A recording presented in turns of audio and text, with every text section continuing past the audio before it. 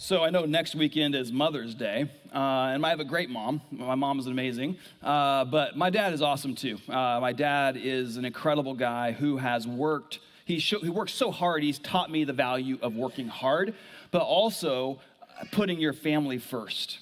And so there wasn't a sporting event that I ever did without my dad wasn't in the stands. He was always there. He made time for that. There was every theater production that I was in, and yes, I was in theater, right? I was Charlie Brown, and you're a good man, Charlie Brown. I was Albert Peterson in Bye Bye Birdie. I was the stuff, right? I was it. And my dad was always in the audience for every single show that I was there for. Whenever there was a want or a need of me or my siblings, it's something like they always provided. And I noticed that he would always be saying no to his own wants and his own needs because he wanted us to have ours met. But most importantly, my mom and my dad, they introduced us to Jesus. And as I went to high school, and as kind of is normal, I think, in some ways, you go to high school and college, you and your father just kind of battle. Right? Our relationship became contentious. And usually it was over stupid things. And usually it was also my fault. Immaturity. So a friend told me this week that said that there was a study that said that young men don't really learn empathy until they're like 25, which I'm not sure if that's right, but it feels right. And one thing my dad really took pride in is his lawn. You know, he gets on his riding mower, would just be out there for hours. And if he saw a weed, he'd chop that thing down. And his lawn was always immaculate. And I came home from college one weekend, and my dad met me in the driveway. And you know, you could just smell it in the air, that smell of freshly cut grass. You knew he had just spent the morning making sure that lawn was immaculate because his son was coming home. And he met me in the driveway, and he said, "What do you think about the lawn?" And I just made the most cutting remark of, "Looks like everybody else's." And I watched his face just sink. And you know, when you say something that just comes so easily off your tongue, and you want to grab it and take it back because you saw how it hurt. And how it hurt yourself as well. Man, you know, when family works right, it can be the most life-giving, most wonderfully affirming thing that a human being can experience. But when family hurts, there's no deeper wound. I mean, on our deathbeds, what we will be thinking about are those moments of such joy and life-giving moments where we are sitting around the dinner table with our mother and our father and our brothers and our sisters and our sons and our daughters, where we are laughing so hard that soda comes out of our noses. We're going to think about those moments, but at the same time, isn't it ironic that the wounds that scar the deepest come from the very same people? Family can be so potent for good and so potent for harm. And this is the story of us. This is the story of every family that we come across in the book of Genesis. And this is the story of Noah as we continue on in our series called No Ordinary Family. And I think most of us have the story of Noah wrong. Because we think of it, it's like this guy who's this uber righteous guy who follows God, talks to the animals like some kind of ancient Dr. Dolittle, builds a boat, saves his family, God puts a rainbow in the sky, and we all live happily ever after. And we give our children coloring books and little play school toys of Noah and the ark and the cute little giraffes with their necks sticking out of the boat as God destroys the world, right? Kind of weird. But the story of Noah goes beyond the flood. And before we go further, we need to understand three things about Noah. And the first is that Noah maintained his faith in God in spite of the culture around him. When everyone was going their own way, living the way they wanted to live, Noah led his family to trust God. Noah also built a family that survived the storm. And families, you need to look at me right now, because here's the thing. You are either a family going through a storm right now, or you're heading into one. Because Jesus guaranteed that in this life, is going to come storms. But he also gave us ways when we draw near to God to make sure that our families stay afloat. And as successful as Noah was, he also battled family dysfunction, which is, it can be said of every single family we talk about in Genesis, which is so good for me to hear, because they still made it in the Bible with all of their dysfunction. That should be encouraging to all of us. So here's our first point today as we look to keep our families afloat, is this one right here, is get near God. Get near God. Genesis 6:15 says, this is the account of Noah and his family. Noah was a righteous man, blameless among the people of his time. And Noah really stood out among the people of his day. And it got so bad in his culture that these are the most tragic words I think are written in the Bible, as in Genesis, where God says, I regret making mankind. That they're just, every thought is evil all the time. That there's so much violence in the world. They don't care about each other. All they care about is themselves.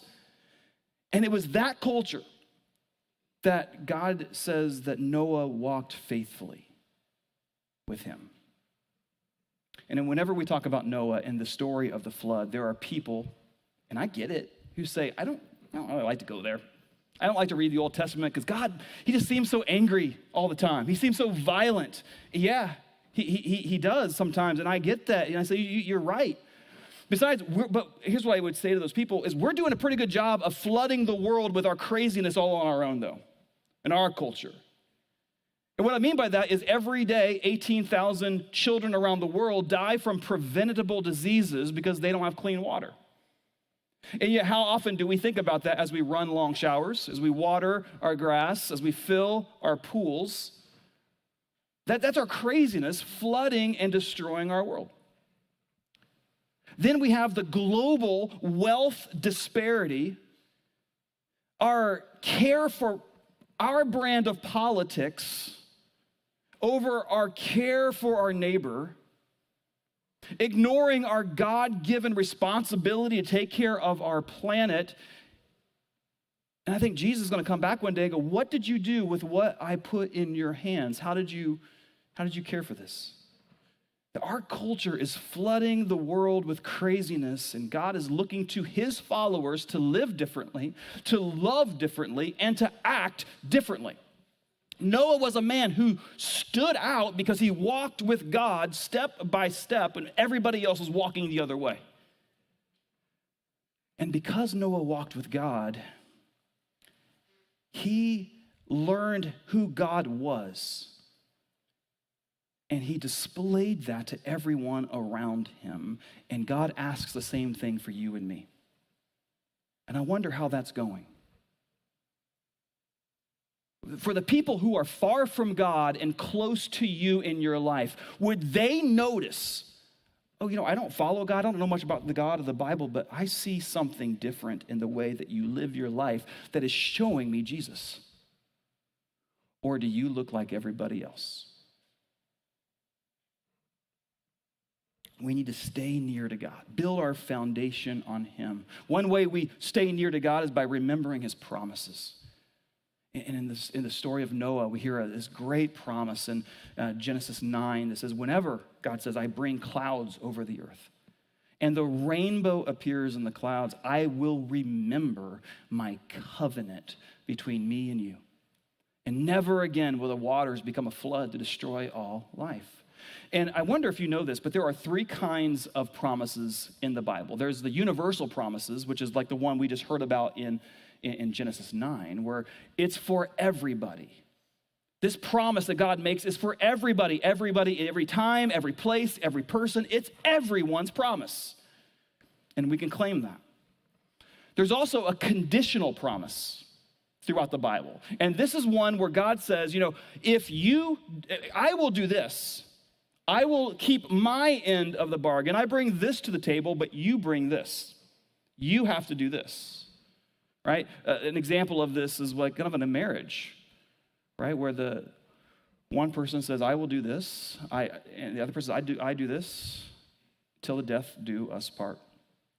In the book of James, God says, I will give you wisdom, but you have to ask for it. It's conditional promise. There's also personal promises. And a good example of this is a guy we're going to talk about in 2 weeks. His name is Abraham, or Abram.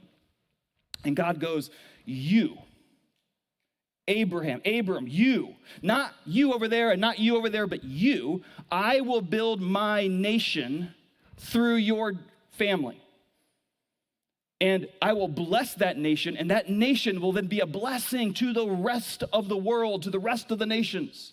And I cannot read that and go, you know what? I think God is saying that to me in 2025, Matt Mehaffey, that God's going to build me into a mighty nation. Now, that's for Abraham. And so there's these other promises, the universal ones and the conditional ones. There's dozens and dozens and dozens of them throughout the Bible. And we can claim these, and we can build our family on these promises and lean on them. And God, the cool thing about him is he's batting 1,000 when it comes to his promises. There's only one promise that he has not kept yet, and that is that he's coming again. And I would take that to the bank. Here's the big idea for this section, is that leaning into God's promises builds our faithfulness. Get near God. That's the first point. Here's where we start to see, though, the dysfunction in Noah's family. Because sometimes you look at Noah right now, you're like, well, I can't measure up to this guy. Well, yeah, you can. Noah, a man of the soil, he's a farmer, proceeded to plant a vineyard. When he drank some of its wine, he became drunk and lay uncovered inside his tent. Now, I'm not going to go into too much detail here today on what the Bible teaches about alcohol.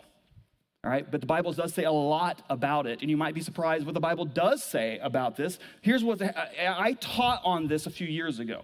That was all the message. We went through the entire Bible on this. And here's a QR code. If you have your camera, your phone, you want to scan this, this will take you to the exact video on our YouTube if you want to look at this for later. If you were like, I wonder what the Bible says. And we're Discovery Stands. You could check that out on later on this week when you're on the treadmill or while you're out on the car or whatever you want to do. You can listen to that message. But what I will say is one thing that's clear and consistent throughout the scripture is that when it comes to alcohol is drunkenness is a sin. As clear as can be.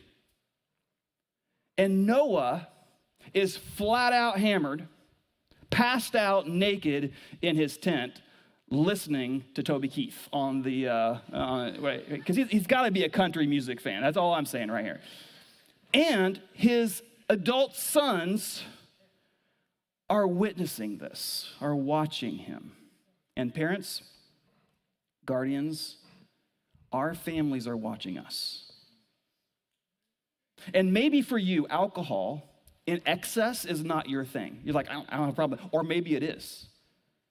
And if that is you, I cannot say enough that we have 3 AA groups that meet weekly right here at Discovery.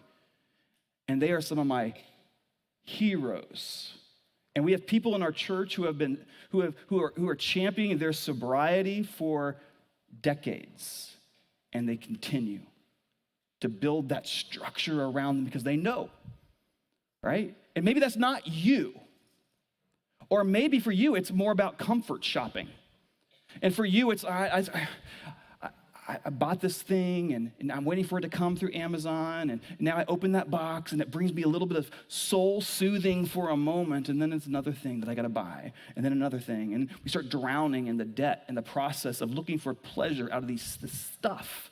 Or maybe it's anger, and you fly off the handle. You're easily triggered. Maybe it's exercise, and you become a slave to the grind of trying to have the body of Todd Ransom, right? Our family discipleship pastor. And maybe it's things like binging TV shows. where you're like, I just want to numb for a while and check out.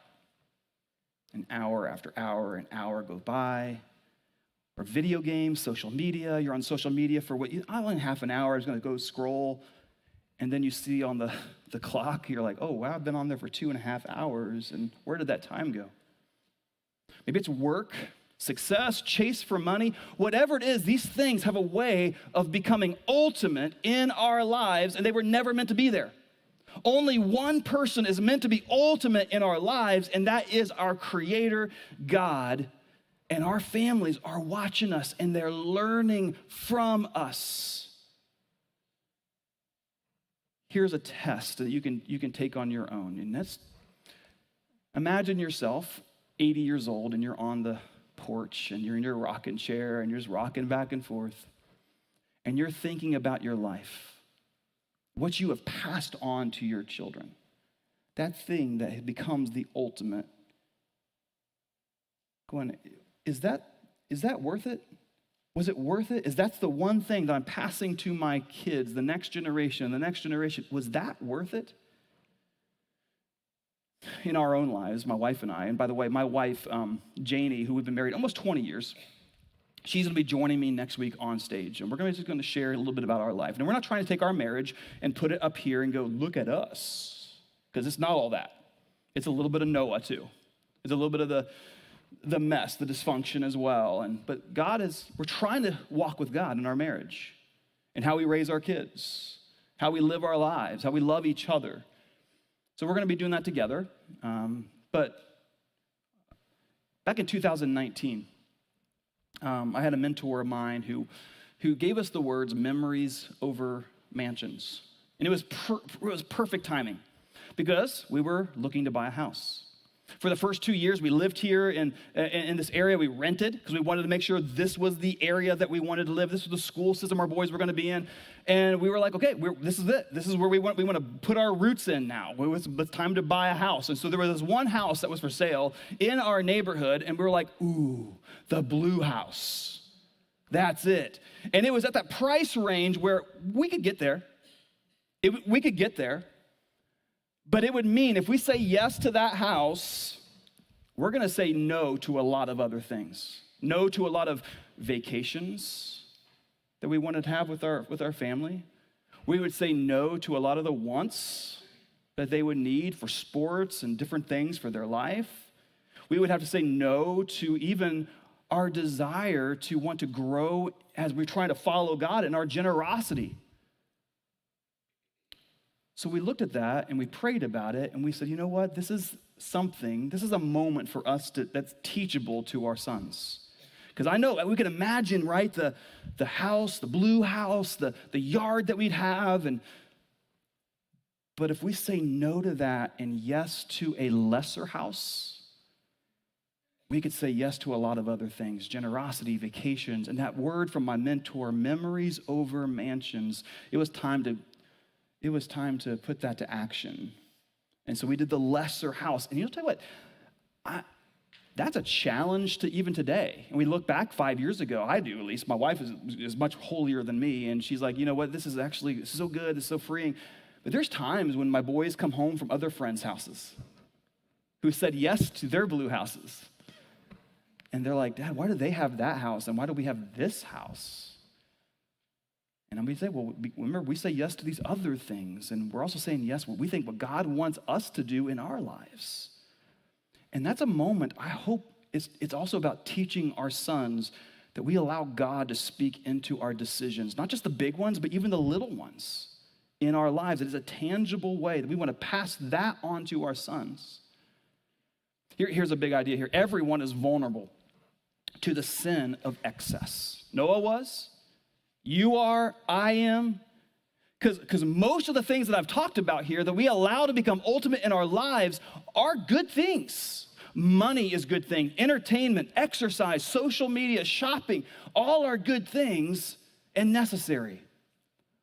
But when they become ultimate, they make horrible gods. They become massive problems that lead us away from God's best in our lives. Here's the last point today, right? It's super simple, super short, Give honor.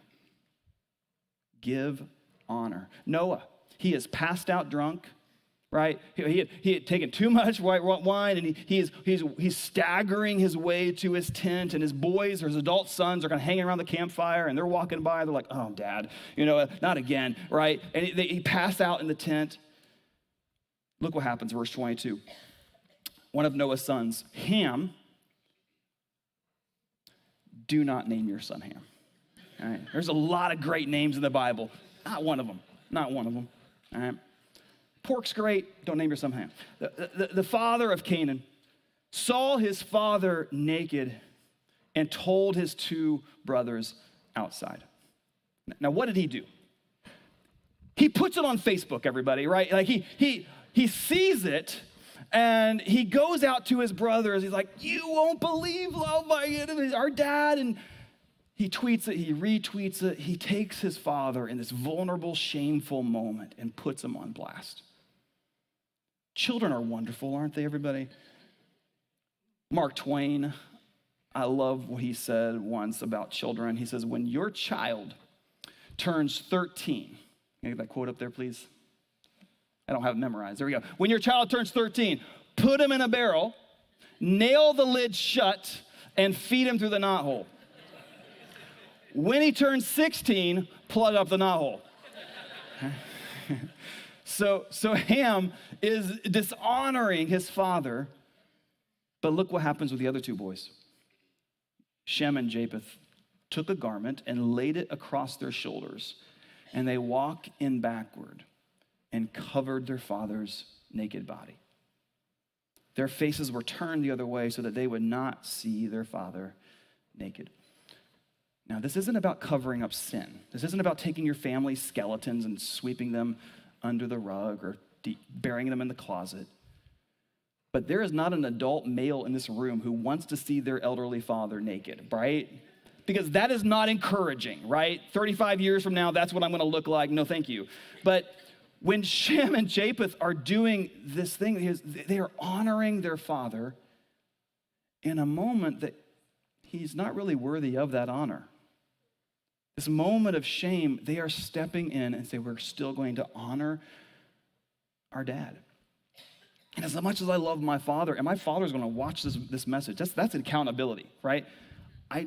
There are things about my father we still argue on, or we just don't even bring up around each other in company, because we don't agree on everything in the Bible together, and we definitely don't agree on politics together and the things he puts on Facebook. But I can honor my father, even in moments that we don't agree. Matter of fact, God puts this in the Ten Commandments.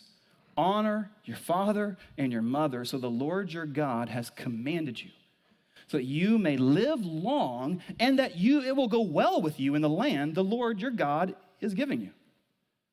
And this isn't the 10 suggestions.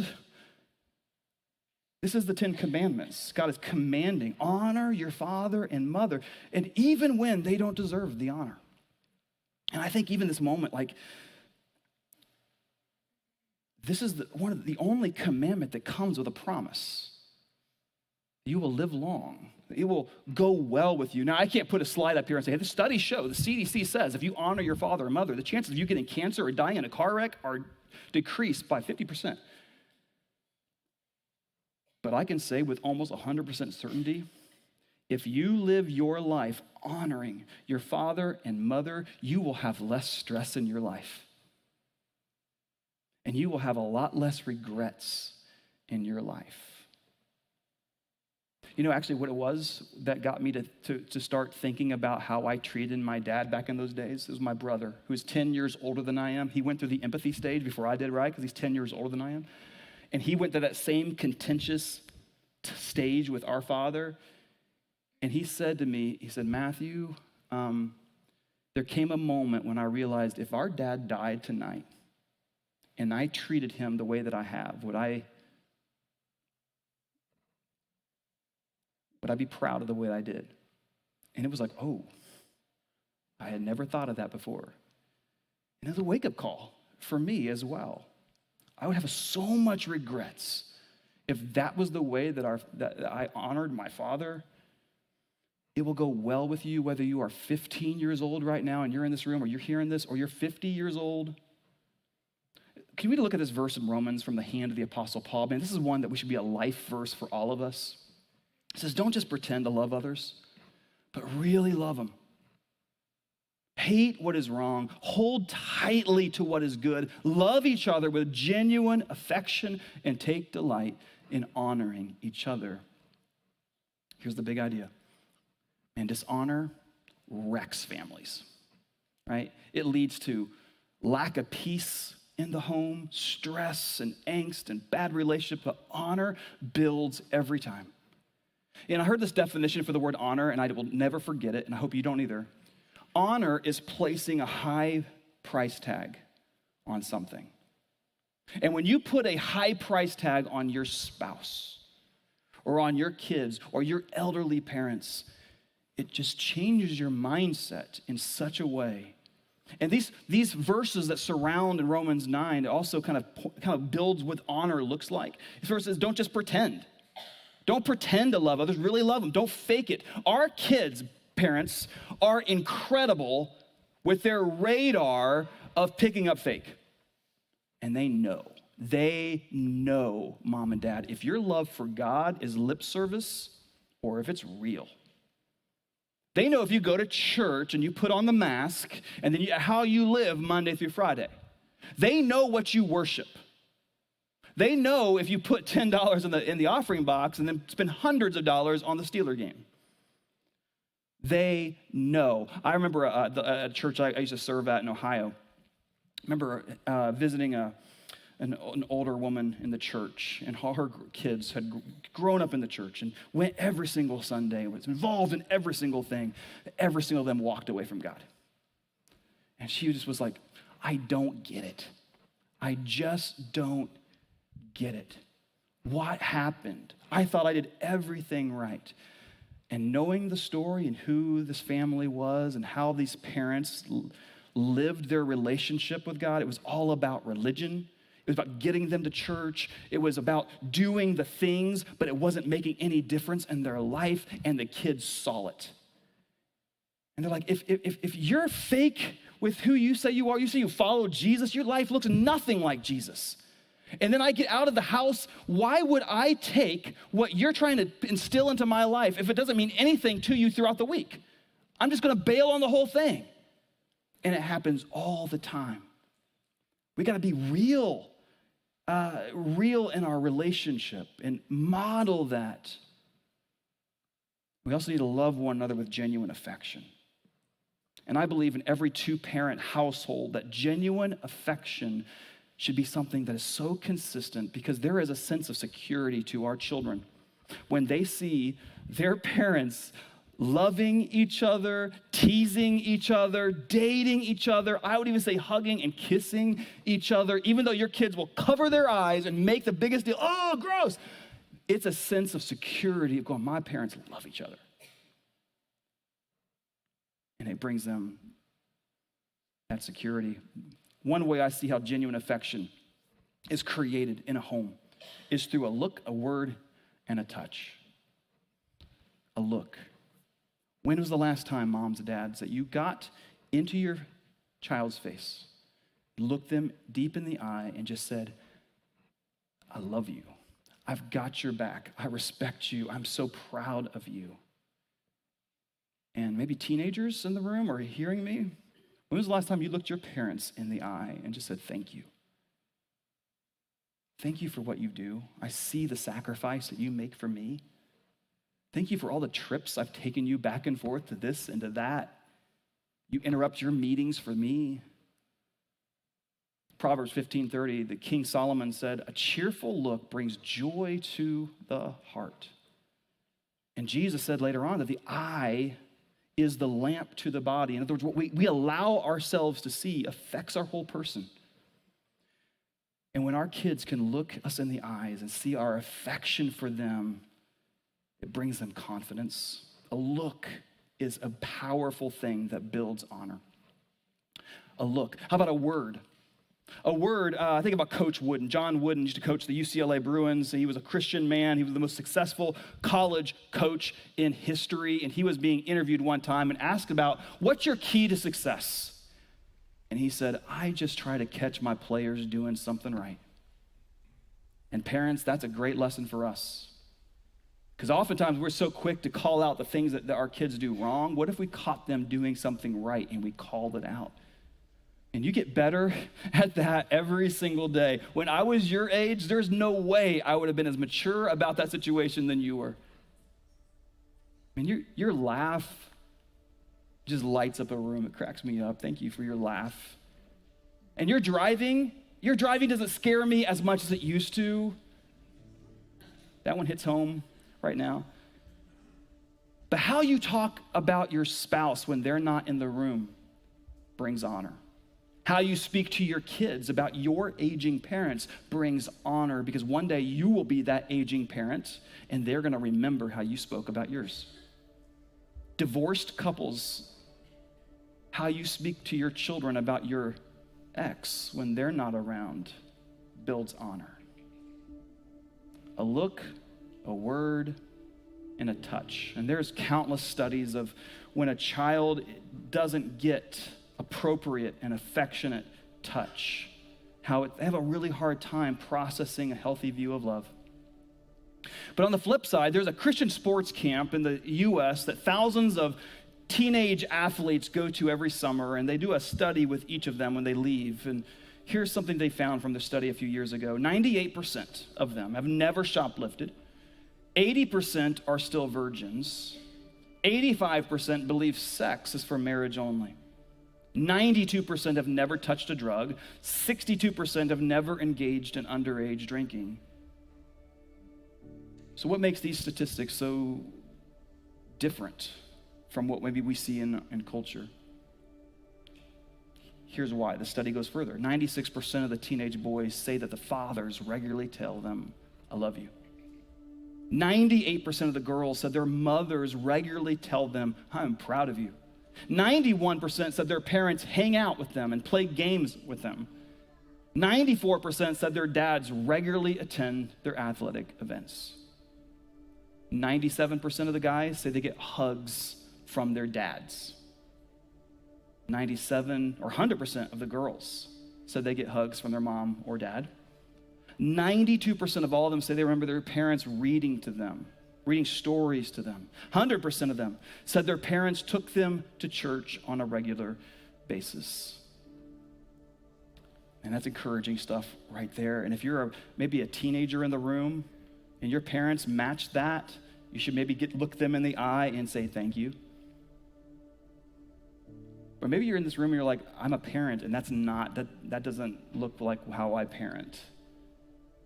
And this is not an opportunity where I'm trying to bring guilt on your family. I don't believe God operates that way, and no matter some churches do, but that's not how I see God operating in the New Testament through Jesus. He points us to a better future and his best, and says, here's some tangible ways to bring this out, to become more like God, to walk with him, to draw near to him. These are easy ways to put into practice now. It's not too late. You were meant for more. Your family is meant for more. Let's not be ordinary families that we see in our community who just have the relationship where teens and parents are contentious. Aren't all families like this? Maybe God has more in store if we would trust him and follow him. He's the designer of families. God says, I'm here to help. This honoring one another stuff, putting a high price tag on one another, is incredible life-giving stuff. It's not normal by the world standards. And you know what I love about God as we go into our time of communion, the Lord's Supper? God never asks us to do something he didn't willing to lead himself. Because you know what he did on the cross for you and me? He proved that he puts a high price tag on you. How high? It cost him everything. It cost him the death of his son, Jesus, to say, that's how much I am crazy about you, to bring you back into a right relationship with me. And so our communion team is going to pass in the bottom cup a piece of bread, in the top cup some juice. And this points us back to the cross of what Jesus, this is a chance to recenter us and go, God, thank you for what you've done for us. Help us be this way to you, to our people around us. And the bread represents the body, the juice represents the blood. And this is the point of what God has done for us. So when you're ready and you take those things, you can take it on your own.